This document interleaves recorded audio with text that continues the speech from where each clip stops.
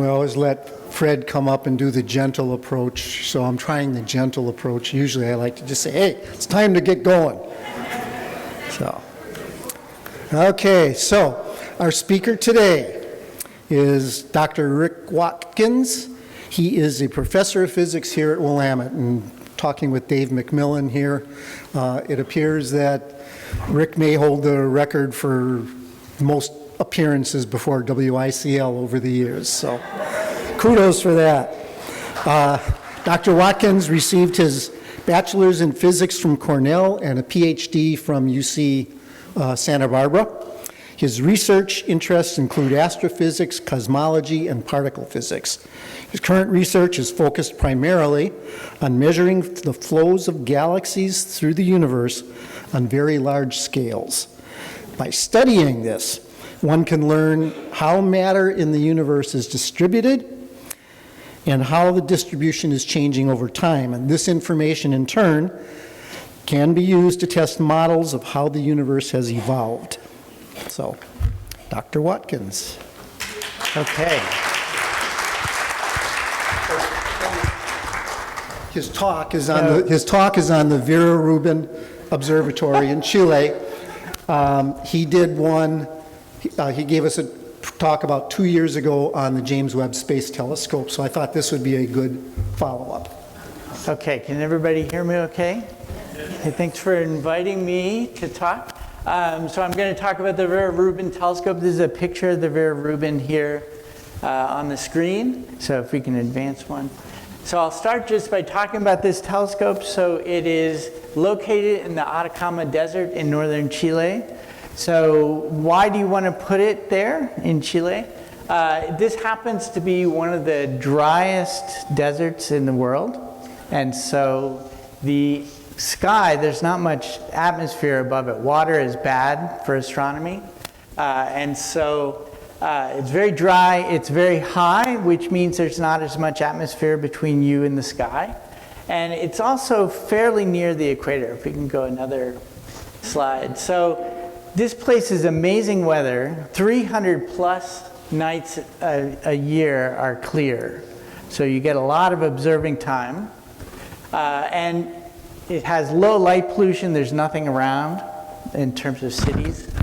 And then it has really high atmospheric stability, which means if the air is turbulent above your telescope, it'll make everything twinkle. Sort of like, you know, twinkle, twinkle, little star is bad in astronomy. Okay, let me move this down a little bit. Okay. A downside, it's actually at minus 30 latitude, which is pretty far south from the equator. Ideally, you'd like to be on the equator because you want to be able to see as much of the sky as possible. Say you were at the North Pole, your telescope is at the North Pole, the only thing you could see would be the northern hemisphere of the sky. If you're at the South Pole, you could only see the southern hemisphere of the sky. If you're on the equator, over the course of the year, you get to see the entire celestial sphere, the entire sky around the Earth. So it's a little bit of a downside that it's at minus 30 rather than being on the equator. But so you miss part of the sky. You miss this part around the North Pole.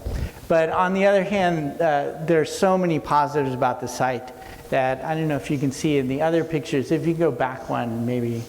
Well, you can't see in this picture, but there are a whole bunch of telescopes up on this mountain. So this is like the premier, best place in the world to put a telescope, basically. So advance. This is the mirror. It's an 8.4 meter mirror on this telescope. So you want a big mirror. It's not for magnification. We don't have to magnify things very much in astronomy. What we need to do is look at dim objects. And dim objects, you're not getting much light per area. So if you get a big mirror, you can gather light and make things, you can look at very dim things. So we think of mirrors as being like light buckets. You know, we want, if you're collecting rain, you want the biggest bucket you can get. And so we're trying to look at very dim objects that are very far away. So we want to build a big mirror that we can then gather as much light as possible and focus it on our camera. So we can see these really dim objects.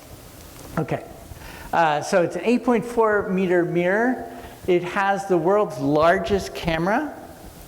So it's 3,200 megapixels. So if you think about how many pixels are on your camera, this is much bigger than that. So it's a really big camera. It has a really big field of view. So if you think about the James Webb telescope, that is designed to look at individual objects. This is designed to look at a big patch of the sky at one time. So rather than trying to focus in on something and looking at detail, it's trying to capture a big part of the sky at the same time. So this field is 40 times bigger than the area of the full moon. So at any one time when this telescope is pointed at the sky, it's looking at a big chunk of the sky.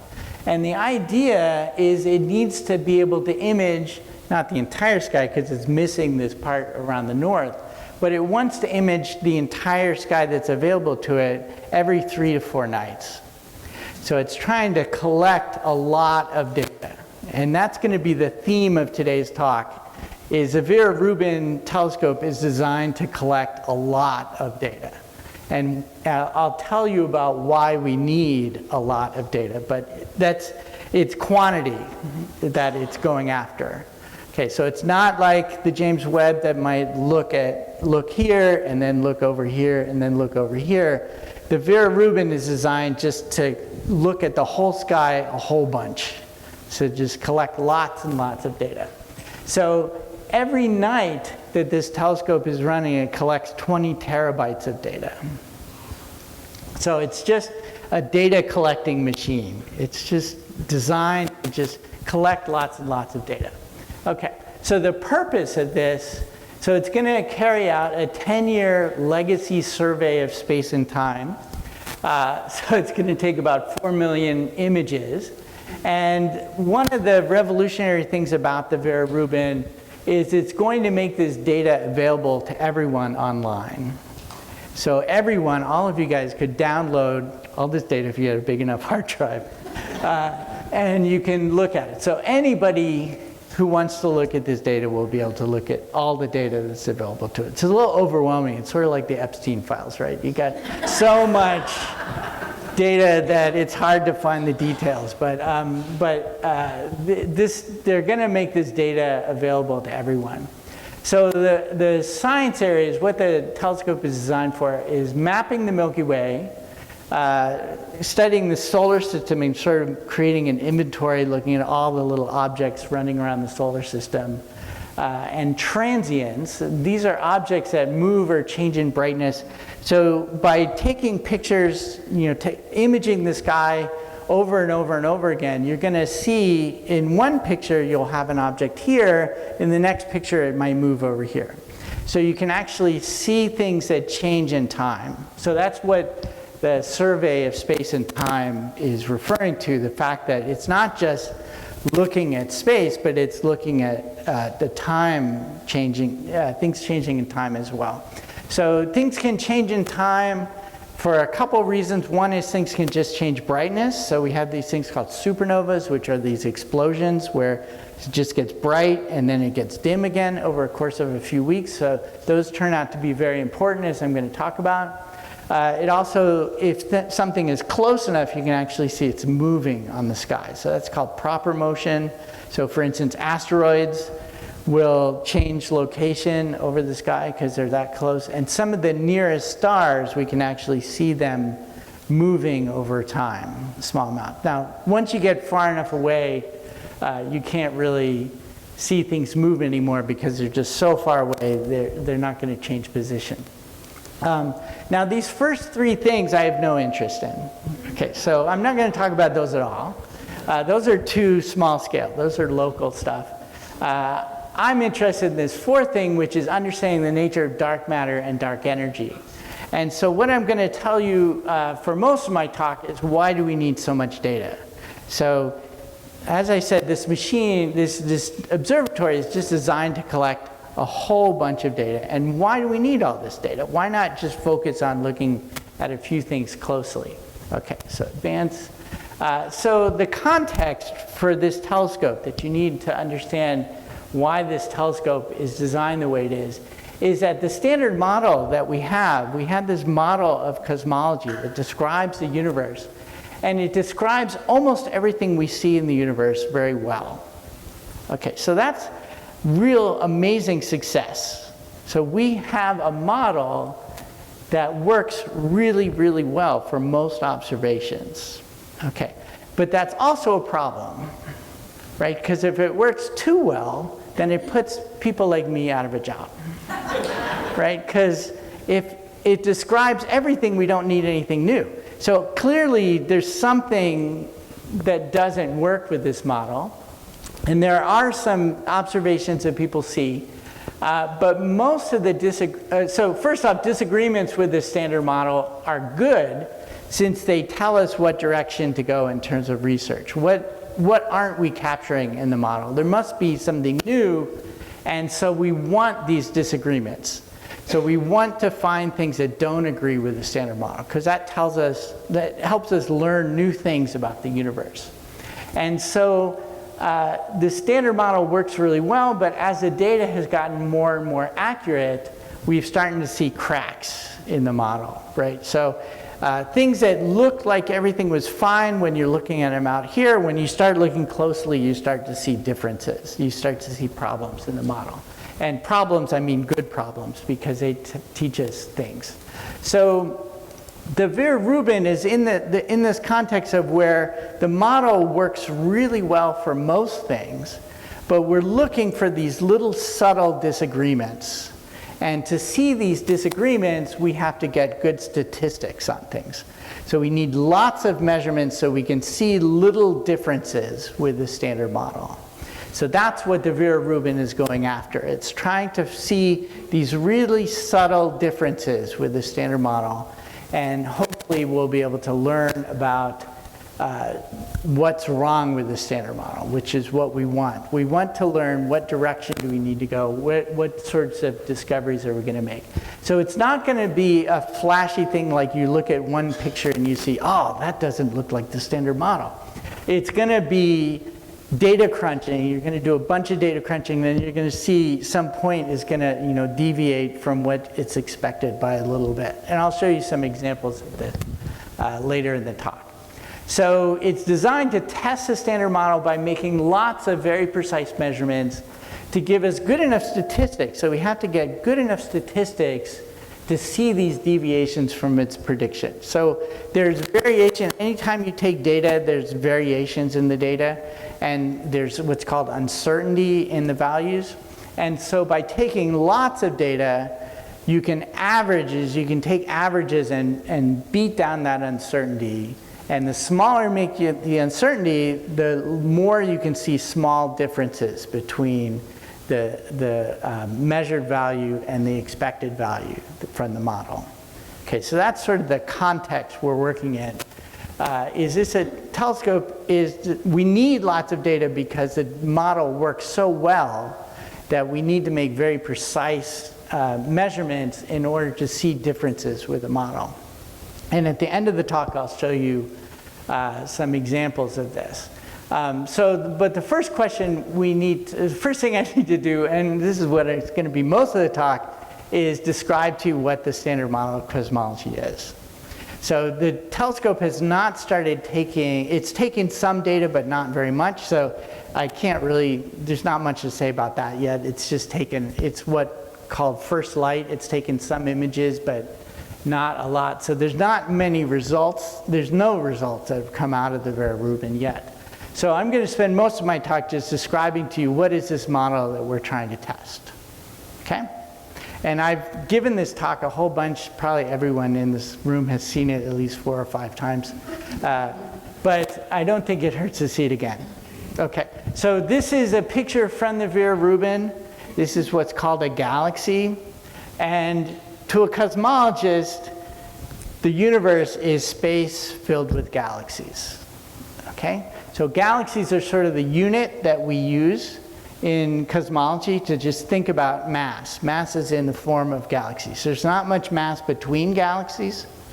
There's just, basically, you can think about the universe as being filled with the gas of galaxies. Okay, so galaxies are held together by gravity, just like the solar system is held together by gravity. So stars are orbiting around the center of this galaxy.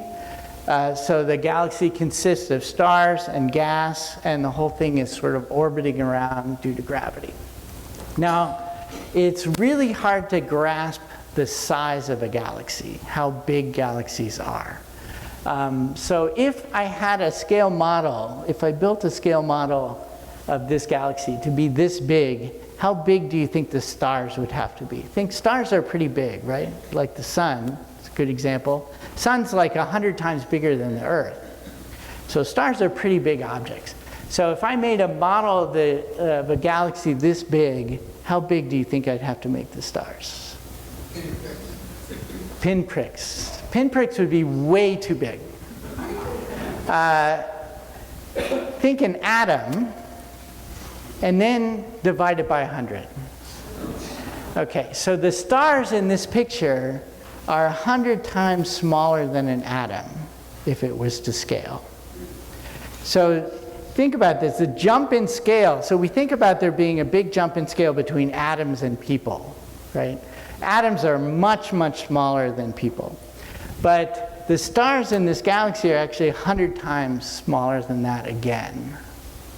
So galaxies are really, really big objects. Right? So, and as I said, most of the mass in the universe is inside of galaxies. So if you were to pop out of the Milky Way galaxy, say you had a convenient starship or something, and you could just pop out of the galaxy, you'd look around and all you'd see around you would be galaxies. You just see, that's all that's really between. There's not much, there's a little bit, but not much between galaxies. Okay, next slide. So this is sort of the way we want to think about the universe. Most of the objects in this picture are galaxies. So you just think about a gas of galaxies, sort of like a gas of air in this room. We've just got galaxies in the universe. Okay, next slide. So how are those galaxies distributed? So to see how they're distributed in space, we need to make a 3D image. So this, it's hard to picture a 3D image, and so this is a slice through the universe. So you are in the middle, at that vertex in the middle there, and each blue dot in this picture is a galaxy. And so it's a slice through the universe, like that. Okay, so you can see out near the edges, look at this scale, billions of light years. That's kind of a big scale. And so you can see that out, a couple billion light years away, we don't see as many galaxies. And that's just because we only see the brightest galaxies out there. But if you focus sort of in the middle part, you can see hopefully that we're not in anywhere special. We're just in a typical location. And if I were to somehow digitally move this around so that I centered it on another location, you probably wouldn't be able to tell the difference. So the idea that I'm trying to get across with this picture is that the universe is a uniform distribution of galaxies. So we've got this gas of galaxies, and it's the same everywhere. Okay, and this is called the cosmological principle, that we're just in a typical location and the universe is the same everywhere. And this is why we can do cosmology, because if you think about it, we're kind of stuck on the Earth. We can't really travel. And so if the universe were really different a billion light years away, that we couldn't go there and study it. So we'd kind of be out of luck. But because the universe is the same everywhere, we can sort of extrapolate from what we see in our local neighborhood to apply everywhere. And this seems to be a really accurate idea that the universe doesn't really change as you travel. So why travel if everything looks the same? It's like if you live in Kansas, and hopefully anyone from Kansas? I was thinking, I've had this experience of driving down I-70 in Kansas. And driving down I-70, it's like, why am I doing this? It's not changing. I'm in the same place I was 4 hours ago. What's going on? The universe is like Kansas. Think about the universe as being like Kansas. See, I'm complimenting Kansas. So, you know, we could invent a starship and travel 1 billion light years and get over there, but when we looked around, it would look basically the same as here. So why go anywhere, right? So, which is good because we can't go anywhere.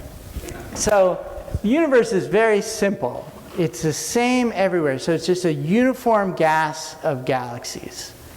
Okay, and you can see there's some structure there. In the term, there are clumps of galaxies called clusters of galaxies. There's sort of voids, there's regions that don't have many galaxies, there's walls, all that. I don't really care that much about that stuff right now, but generally it's just a uniform gas of galaxies. So it's a very simple place, our universe, which makes it possible to have a model which kind of describes the whole thing. If it was more complicated, like if there was an edge or something, that would be hard to describe. One thing I'm hiding about this, right? If it's uniform, it must go on forever, right? So our model is that the universe is infinite. So people always ask me, well, what's at the edge of the universe? Well, there is no edge. It just goes on forever. Now, that's our model. That's the easiest thing to describe is just an infinite universe, right? When you were taking math, whenever you took math, and you draw an XY axis to draw a plot, you don't worry about, well, where does the X end? Or where does the Y end? What are the boundaries on my plot? You don't worry about that, right? You just draw an XY. And the universe is like that. Modeling an edge would be complicated. We don't have any evidence for anything ever changing as you go out there.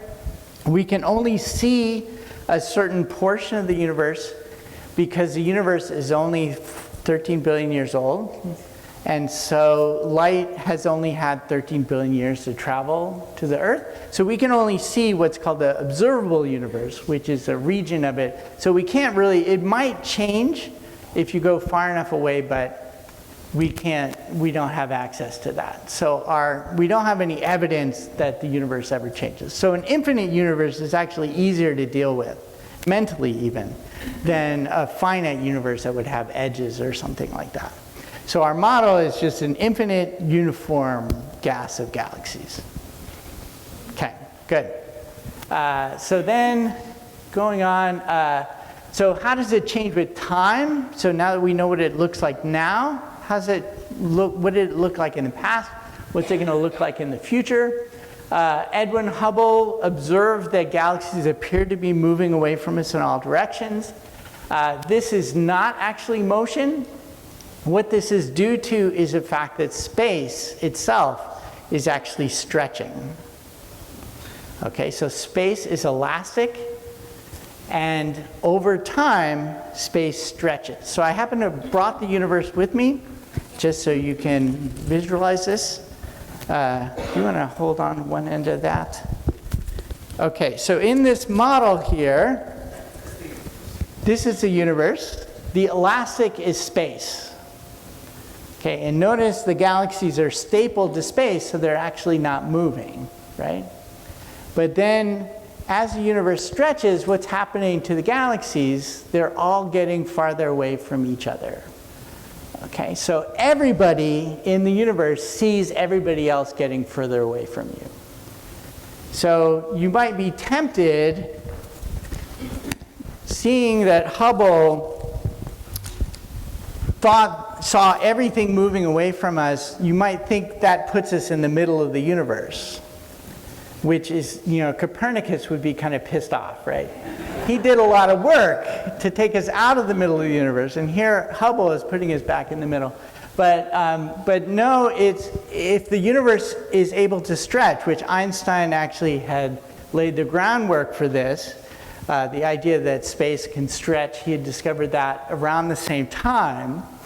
And if the universe can stretch, then everyone can see everybody else moving away from you. Okay, so that's what's actually we mean when we say the universe is expanding. It's not that galaxies are moving away from us, it's actually that the space between galaxies is physically stretching. So we're creating new space between galaxies. Now the galaxy, our galaxy, or other galaxies, actually isn't stretching. So you don't have to worry about like tomorrow you get up and it's further to get to wherever you're going. Because gravity of the galaxy actually holds that space from stretching. So the galaxy is not getting bigger, but the space between galaxies is stretching, and we're getting, galaxies are getting further apart over time. Okay, now what does that mean? How do we think about this? So next slide. So what's the rate at which the universe is expanding? Well, a 3 million light year distance, which is pretty far, is growing 70 kilometers every second. So if I had a 3 million light year yardstick, it would grow 70 kilometers every second. That's not very much. That's not a very fast rate. So galaxies are getting further apart. The way the important thing is that this galaxy is getting further apart is decreasing the density of the universe. So if we create more space but we have the same mass, then the mass per volume is going down. So the density is dropping. The temperature of the universe is also decreasing. If you have temperature is a measure of how fast particles are moving. And so if you just have, say, a baseball, you throw it through an expanding space, it would actually slow down over time. Now, Newton taught us that something in motion will remain in motion, but that's only in a non-expanding space. In an expanding space, it'll slow down as it moves through space. So the universe cools as it expands. And then it's also, we know it's becoming clumpier as mass gets pulled by gravity into these big mass concentrations like galaxies and clusters of galaxies. So this is how the universe is evolving forward. Now we have to do is put on our thinking caps and run the film backwards and say, what did the early universe look like? What did the universe used to look like? If the density is going down, then what happened in the past was the density was higher. And if you go further and further back, the density gets higher and higher. If the temperature is getting lower as you go forward in time, then backwards it must be getting hotter and hotter.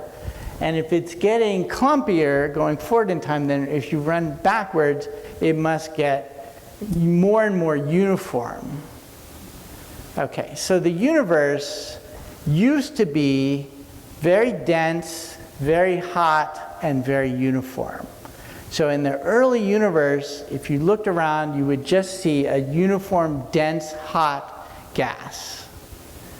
Okay, and if you work with the math equations, you find out that you get this point about 13.7 billion years ago when the universe had an infinite density and an infinite temperature and was infinitely smooth. So it's just totally uniform. Now we don't actually know that the universe, and that point is called the Big Bang, right? So most people think about the Big Bang as being an explosion out from a point, but it's not an explosion. It happened everywhere in an infinite universe all at once, right? So what happened, I don't remember seeing any of you guys there, but it was, the universe was very dense. It was still infinite and uniform, very dense, very hot. And then something made it start stretching. And so the density sort of started dropping, the temperature started dropping very rapidly. And I don't know what kind of noise it made, but probably something like, something like that. So that was the Big Bang. Big Bang happened everywhere in an infinite universe because it's a uniform universe. So what you would have noticed if you were there was just the density and temperature would start dropping very rapidly. And then over time, we think that there were small variations in the density, and those grew into the objects we see, the galaxies and the clusters of galaxies. So that sounds hard to get your head around, so I brought a movie. So I have to show you this movie. Okay. Oh, it doesn't have sound. The universe is quiet. There's no sound in space. Okay, so what are we seeing here? So we couldn't model the whole universe. I applied for a grant, but they wouldn't give me an infinite amount of money. I don't know what their problem was. But so this is just a part of the early universe. And notice it's dense. There's a lot of matter, that's why it's white there. It's also, so it's uniform. If you look closely, you can't really see it very well, but there's a little bit of variations in the density. Sort of different parts are a little bit yellow. And when I run this, what's going to happen is it's going to start stretching. That's the expansion. But at the same time, gravity is going to pull the matter together into galaxies. Galaxies are going to look like little clumps. Okay, so now we just run this puppy. Okay, so there, universe is expanding. At the same time, those yellow blobs are galaxies. Those are going to become galaxies. And you see there's lots of stuff going on. We call this cannibalism, when two galaxies merge into one galaxy. It's kind of a bad analogy, but we're stuck with it. So this is how we go from a very dense, uniform universe to one filled with objects like you might see through a telescope. Okay, so let me go back. So there's the universe expands. At the same time, gravity is going to, if you have a region with more matter than another region, it's going to pull matter in and form a clump. And these yellow clumps are the galaxies that have formed. And then they're going to, held together by gravity. This is the formation of a cluster of galaxies. Okay, so again, we go from a uniform, dense universe, and then over time it turns into something like a cluster of galaxies that you might see through a telescope. So that's the evolution of the universe in a nutshell. We go from this hot, dense, uniform state to the growth of structure through gravity. So we call galaxies and clusters of galaxies structure in the universe. So we can go from the Big Bang to the present, and our model describes that in a lot of detail. Okay, so let's go back to the slides. So let's say view, enter full screen. Did I just do the right thing? Yeah? Okay. Go another forward. Yeah, forward. Okay, so that is our general framework for understanding the universe. One of the big questions that's been a part of cosmology is figuring out what the universe is made of. What's out there? We can measure, so this galaxy is a spiral galaxy. So it's sort of like you've seen pictures of, I showed you a picture of a spiral galaxy. What's special about this galaxy is we're seeing it from the side. So we see some galaxies face on, so we see the nice spiral structure. Some galaxies are edge on, just by accident. That's just our orientation. And the nice thing about edge on galaxies is the stars that are orbiting the center are coming out in on one side and going in on the other side. So we can actually use the Doppler shift, the same Doppler shift that lets you, as a sports car goes by or something, goes, I didn't do that very well. Something like that. So when something is coming towards you, its pitch goes up because the wavelengths are kind of scrunched, the higher frequency, and when it's going away from you, the pitch goes down. Same thing happens with light, except instead of pitch, it's color. So something moving towards you is bluer, not that it's physically blue, but just that the wavelengths are shortened, so it looks bluer. And something moving away from you is red shifted. It looks redder. The wavelengths get longer. And so we can actually measure the Doppler shift and figure out how fast those stars are orbiting. And the nice thing is that the rate at which they're orbiting actually tells us how much mass is in the galaxy. In the same way we can weigh the sun. If you ever wondered why we know the mass of the sun, how do we know the mass of the sun? We know the mass of the sun because we know how fast the Earth is orbiting the sun. And from that and Newton's laws of gravity, you can figure out the mass of the sun. A galaxy is the same way. If we can know how fast those stars are orbiting, we can know the mass of the galaxy. We can weigh the galaxy.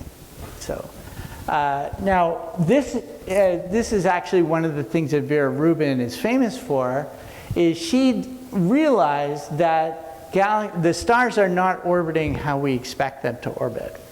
So we expect that dashed line on the bottom, this is what we expect from what a galaxy looks like. We expect that stars out near the edge should be going slower because gravity gets weaker with distance. This is what happens in our solar system. The planets that are farther from the sun are orbiting slower than the planets closer to the sun because gravity gets weaker as you get further away from mass. So we expected that. What do we actually get are those yellow and blue dots there. And so it's very different. There's no subtle difference there. That's a big difference. And so the question is, what the hell is going on? You know, so this is what people back in the 70s and 80s were trying to grapple with, is why does our model not fit the data at all? And what people decided was that things were orbiting faster because there was more mass in the galaxy than you can see. And they called this dark matter. Okay, so dark matter does not mean it's dark. This is a really poor terminology. It just means it doesn't interact with light. So light goes right through it. It does not emit light. It does not absorb light. It just is there. Okay, so the only way we see dark matter is through its influence on how things orbit through the universe. So we think that there must be more mass there than we can see, and so we assume, the assumption is that there is some other type of particle, so it can't be made out of protons, neutrons, and electrons like most matter. It's got to be some new kind of particle that just doesn't interact with light, that is in the galaxy, that we can't see in any other way other than its effect on the motion of objects through gravity. So if you can advance it once. So the picture is that we've got this visible galaxy that we see through the telescope, and then surrounding it is this what's called a dark matter halo. There's this ball of dark matter that it's kind of swimming in. But we can't see the dark matter. So this is, obviously, to make a picture of it, I have to make it blue or fuzzy or something, but it's actually just not, it just doesn't interact with light. So there's no, it doesn't absorb light, so it doesn't block light, so you can't see it in absorption, nor does it emit any light. So it's just invisible, basically. All right, next slide.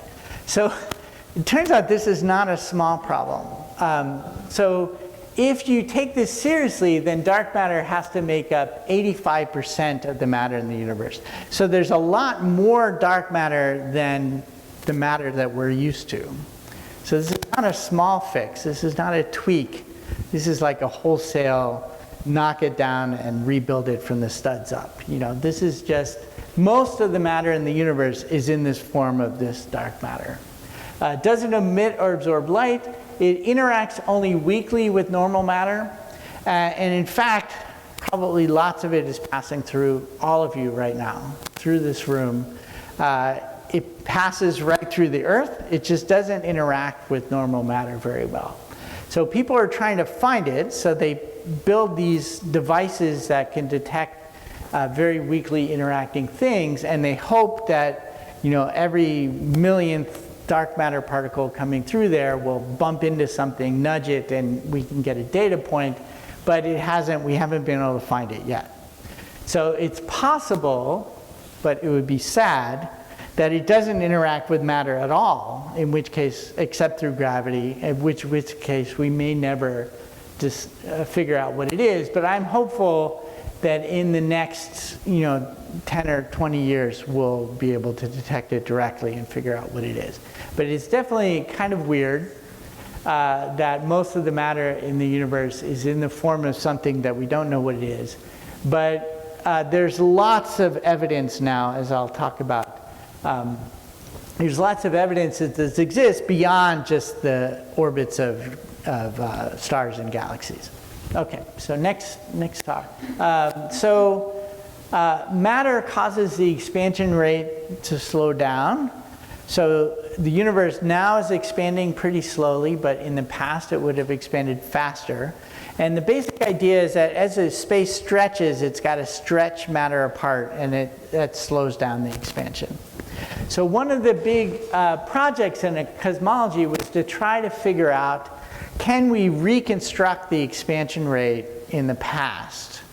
We know what it is now just by looking at nearby, how fast nearby galaxies appear to be moving away from us. But can we, if we can look at far enough away objects, we can see how fast the universe was expanding in the past. So the idea is to look at light from very far away objects that we know how far away they are. So we have to know their distance too. And then by looking at how much that light is stretched, we can measure how fast the universe was expanding in the past. Okay, so we use these things called standard candles, which is we need to know how far away things are. And that's really tough in astronomy. Everyone here has looked up at the night sky, and it looks like a dome, right? Everything looks like it's at the same distance. But those stars are all at different distances, right? And you see a bright star and you think, oh, that must be close. But it could just be a really bright star that's far away. You see a dim star and you think, well, that must be really far away. But then it could just be a dim star that's nearby. So we don't have any depth perception when we look at the sky. It all looks like the celestial dome or something, you know? So standard candles are objects that we know their brightness, their standard brightness. So it's like, imagine everyone in this room was given a standard flashlight and we sent them out in a dark field. You would be able to tell how far away everyone is just by how bright their flashlight looked, as long as those flashlights were standard. As long as everyone had the same damn flashlight. If some people decided, oh, I'm going to have this fancy bright flashlight, then that would throw everything off. So we need something, objects that we know how bright they are.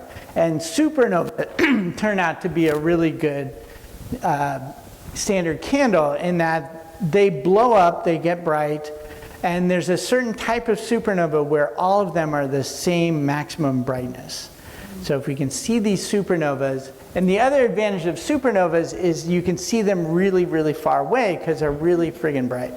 So supernovas, when they blow up, they're almost as bright as an entire galaxy, a single star blowing up, almost as bright as an entire galaxy. So you can see it almost all the way across our visible universe. So this is an example of a supernova. So here's a galaxy, and this is an exploding star in that galaxy. And you can see the galaxy, the star, the supernova is almost as bright as the entire galaxy. So it's kind of, they're amazingly bright, and they've been a great, amazing tool for cosmology in this project of trying to reconstruct the expansion rate. So back in the 90s, people finally got this working, and next slide, these type 1a supernovas, and we got this huge surprise. It turned out that distant supernovas appeared, the light, let's see, instead of seeing the universe expanding faster in the past, which is what we expected, we saw it expanding faster in the past. Or no, slower, yes, slower. And that meant that the universe is actually accelerating rather than decelerating. Now, if you go back far enough, you can see it decelerate. So what happened is, up until about 5 billion years ago, it was decelerating. I don't know if anyone noticed, about 5 billion years ago. And then it switched over and started accelerating about 5 billion years ago. And we can see this change. So we have to explain that. Why? Like you said, why? Why would it do that? And our explanation for that is something called dark energy. This term was coined by my postdoc advisor, and it is not a good term, but like many things, we're stuck with it. Dark energy is just energy that's in space itself. So space has a lot more going on than just being space. We think of space as just being space, but it's got a lot of stuff going on in space. It's got fields, it's got like an electric field, a magnetic field, but it's also got the possibility that you can store energy in space. And it turns out that Einstein first figured this out. He called it the cosmological constant, and then went on to say it was his biggest blunder.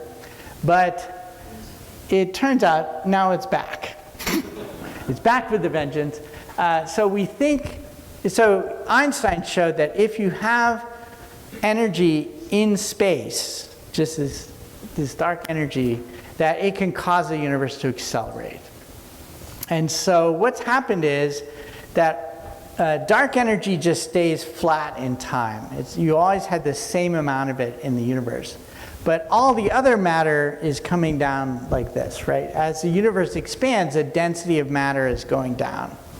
And so what happens is in the early universe, you had all this matter and this little tiny bit of dark energy, and it didn't have any effect on anything. So the universe was just happily decelerating, and then the density was dropping, and at some point about 5 billion years ago, the normal matter, the matter density dropped below the dark energy density. And now the dark energy is dominating and the universe starts accelerating. So we get this switch over from, so the universe turns out to be more interesting than we thought. So we get this switch over from decelerating to suddenly it's accelerating. So this may change your decisions for the next year. So in about 10 billion years from now, you might not be able to see other galaxies and stuff. Plan for the future. Okay, so this is going to affect the far future. If the universe is expanding faster, it's going to get colder faster. It's going to affect astronomy. We won't be able to see other things as well because they'll be expanding away from us faster. But more interestingly, it just tells us about what the universe is made of. So if you go to the next slide. So it turns out this is our current view of what the universe is made of. So 70%, you can not really read that gray, 70% of the energy density of the universe is actually dark energy. So it's dominant right now. 25% is matter, and then 4% is just hydrogen. Hydrogen is the most common form of normal matter in the universe. And then that little tiny white slice there is just the stuff in stars and neutrinos, which are these elusive particles that also don't interact with much. And then 0.03% of the energy density of the universe is actually things heavier than hydrogen, like oxygen, carbon, nitrogen. All the stuff that we think of when we think about matter only makes up a really small fraction of the universe. So just to give you an idea of this, so the universe came out of the Big Bang mostly hydrogen and helium. So helium is the second lightest element. It's 2 protons and 2 electrons, 2 protons and 2 neutrons. Hydrogen is just a single proton with an electron. So everything in your body that's not hydrogen and helium was formed in the center of stars. So all the elements in your body that aren't hydrogen and helium were at one point in the center of stars and formed through fusion in stars, which is kind of wild. I think Joni Mitchell had a song about this, about we are stardust, we are golden. That song is referring to this fact, that all the elements in your body other than the hydrogen and helium were formed in the center of stars. Okay. Let's see, how much time do I have? Hopefully a few more minutes? A few more minutes? Okay. Do you want questions now or Afterwards, maybe. Okay, so I have to, there's one more piece of the puzzle that I need to talk to you about. Cosmology is really lucky. It's a historical science, so it's like history, but unlike history, we can see the past. okay? Just think what a historian would give if they could just dial up the Gettysburg Address and watch it on their laptop. Something that would make history much different, right? If you could actually see the past rather than just having to read documents about it and stuff. So cosmology is like that. We can see the past. So how do we see the past? Well, light travels at a finite speed. So when we look at something, we don't see it as it is now. We see it as it was when the light was emitted, right? So when you look at the sun, and please don't look at the sun, but if you were to look at the sun, you would not see the sun as it is now. You'd see it was like 7 minutes ago when the light was emitted. So the sun, say the sun exploded suddenly. I'm not saying it's going to happen. It's not going to happen. But we wouldn't even know about it for 7 minutes because it would take 7 minutes for that signal to travel to us. So when we look at stars, we're seeing them as they were years ago. The closest stars are like 10 light years away. So it takes 10 years for that light to get to us. Some stars are hundreds or thousands of years that takes light to get to us. Galaxies, it can take hundreds of thousands of years to get to us, or millions of years to get to us, or billions of years to get to us. So you get the pattern, right? The further out I look, the longer into the past, the further into the past I'm looking. So I can see as far back as I want just by building a bigger telescope and looking at dimmer objects that are further away. So the reason we build big telescopes is because they're time machines. They can see into the past. So the bigger mirror we can build, the dimmer light we can see and the farther away object we can see, which is looking back into the past of the universe. So we're trying to actually look back. But it turns out you can't see back to the Big Bang. Because when the universe was about 300,000 years old, it was opaque. Okay, so if you make hydrogen really hot, then the electron gets pulled off the proton and it becomes opaque. So think of the sun. The sun is hydrogen, right? But can you see through the sun? Can't see through the sun because it's all ionized. All the electrons have been blown off the proton. So the universe was like that. The universe was basically like the inside of the sun up until it was 300,000 years old. And then it became transparent in an event where just suddenly neutral hydrogen, it was cool enough for neutral hydrogen to form, and then it became transparent.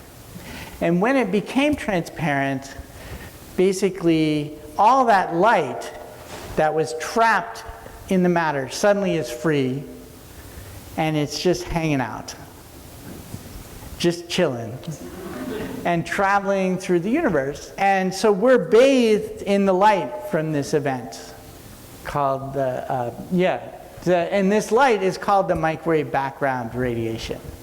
So it's been stretched a lot because it's been traveling through space for almost 14 billion years. And so it's been stretched, and so it started out as being like ultraviolet radiation, but now it's in the microwave part of the spectrum.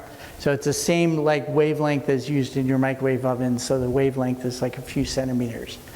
Next slide. So basically, when we look out, just like in Oregon, we look up and we see the bottom of the clouds, and that's it. In the universe, we look out and then we see this opaque surface. Okay, so next slide.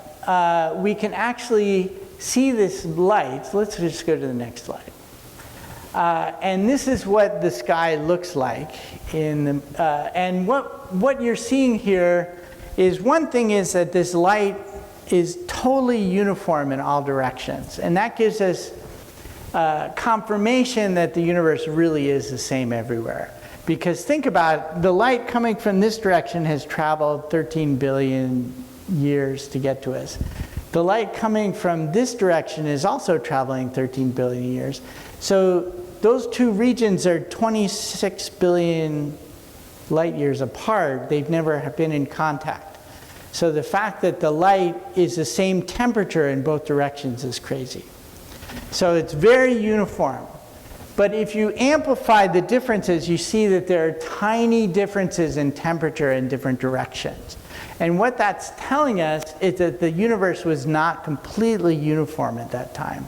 And that's important because if the universe had been completely uniform, it would still be completely uniform today. And there wouldn't be anything, much less us. So what you're seeing in this picture is actually those small variations in density that grew into galaxies and clusters of galaxies. So we're actually seeing, this is called the primordial density fluctuations, the original variations in the density that are going to grow into the structures that we see around us. And at this point, they're only 1 part in 100,000. So you could barely see the difference in density from place to place. Okay, next slide. Okay, and this, I have to talk about this graph because it's like the most amazing graph ever made. So if you look at that previous picture and you look at how big the dots are on different scales, different angular scales. So on the bottom, it goes from 90 degrees to 0.07 degrees. You can make those red dots. Those are tracing out the size of the fluctuations on those different angular scales. Like how many 1 degree dots do we have? How many 2 degree dots? And then the green line is our model. Okay, so remember that this is light that was generated when the universe was 300,000 years old. So more than 13 billion years ago, this light was generated. And our model hits it dead on. Okay, so it's not just like a simple curve that we're matching either. It's actually all the bumps and wiggles get matched by our model. So we totally understand what's going on when the universe was 300,000 years old. And that model, the green line, contains dark energy. We have to assume the 70% dark energy and the 25% dark matter, and how much normal matter we have all has to go into that model to make it work. So it's total confirmation of everything that we know. Okay, I'm going to try to, so it matches all these observations. And then if we go on a little bit, let's go one more. Okay, so I just want to talk for a second. Hopefully I have a second, or maybe 2 seconds. Maybe I don't. Anyway, this is what I was talking about with, these are 2 different ways to measure how fast the universe is expanding versus year of publication. You can see in 2002, the error bars were so big on the data from, so you can measure it using the CMB, or you can measure the cosmic background radiation I just talked about. You can measure, you can get the expansion rate from that, or you can measure it from the supernovas. And you can see that the error bars were big enough that we had agreement in 2002, everything seemed hunky-dory, so to speak. But as the error bars got smaller, now these 2 measurements disagree. And this is called the Hubble tension. This is the kind of subtle thing that we're seeing, is that things don't agree, but they disagree in a very subtle way. So we had to get those error bars to be small enough before we could see the difference. It's a difference between like 70 and 75, which is not very big numerically, but we had to get our error bars really small before that. And one more example. This is this is something I'm working on right now and just getting ready to publish a paper on. This is the distance versus redshift is a measure of how much a light is stretched from a bunch of different sources, and you can see that the points lie on the blue line as the model, but then go to the next slide. If you look at the difference between the points and the blue line, though, go one more slide, you see this. And I've averaged in bins, the dark blue dots are sort of averages of the green dots and the red dots. And what you see in the red dots there is that the red dots don't lie on the line. Now, you couldn't really see that in the previous picture, but in this picture you can see that the bright red dots don't lie on the line. And that is a very subtle thing But if it's right, it could mean that the dark energy is something different than we think it is. So that's the kind of signal that we're looking for with the Vera Rubin, is we're trying to look at really subtle things that you only see when you have lots and lots of data. You can start to see these little distinctions between things. Okay, let me stop there.